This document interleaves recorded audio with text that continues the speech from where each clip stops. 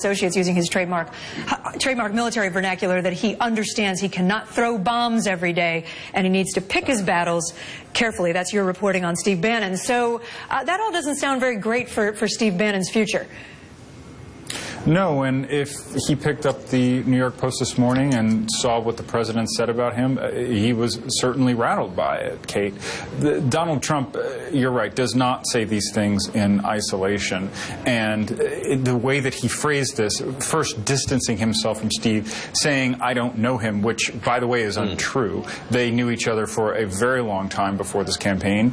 Bannon was in regular contact with Trump over the course of the primaries before he had an official involvement. And Bannon had Trump on his radio show as a frequent guest. So, yes, reading between the lines there, Trump is throwing some distance between the two of them. And what our reporting over the last few hours has revealed is that making a comment like that, we're told from people inside the White House, makes it increasingly unlikely that Bannon can stay on in a position in which he is not significantly diminished. So you think your reporting indicates that he may not be long for the job?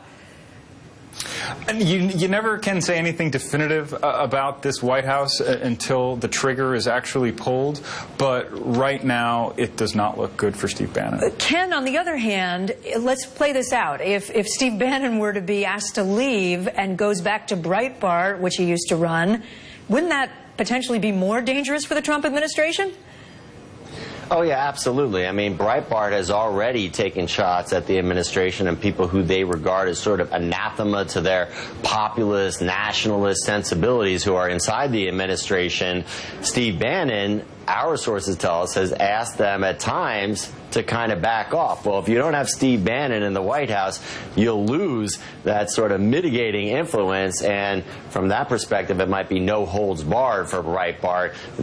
From their perspective, it would be a victory for the globalists, as they call Jared Kushner, Ivanka Trump, Gary Cohn, Dina Powell. These are folks who are allied with Jared Kushner and are seen as adversarial and oppositional to Steve Bannon. And I think we would see not just Breitbart, but in other places on the sort of hard right, we would see them unshackled and really going after the Trump administration and what they see as a direction on the Trump administration that's different from what he promised during the campaign. Jeremy, at its core, is this about Steve Bannon, or from what you're hearing, is it about Jared Kushner?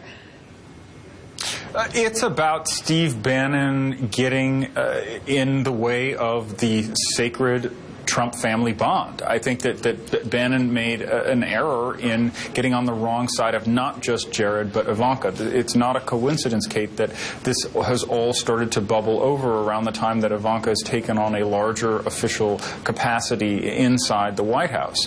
And her worldview, Jared Kushner's worldview, and crucially the worldview of top advisors like Gary Cohn is really at odds with the way that Steve Bannon sees the world through his nationalist, populist, conservative lens. And this is, I think, yes, on the one hand, a personality clash, but it's also a battle for the direction of the Trump presidency and just how true to his core campaign convictions President Trump remains. And Ken, if you measure things by access, which maybe we should, maybe we shouldn't, Jared Kushner last week travels to Iraq, right, with the chairman of the Joint Chiefs, and meanwhile, Steve Bannon's getting moved off the National Security Council.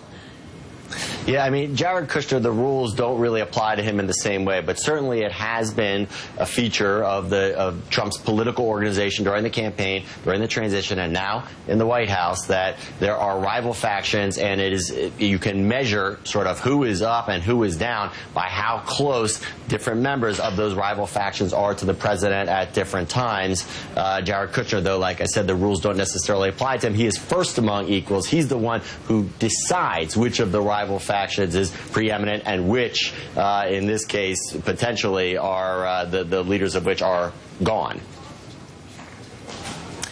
Jeremy Peters, Ken Vogel, thanks so much to both of you. Appreciate it. Thanks, Kate. Thank you, Kate. And I was just, there was a delay there.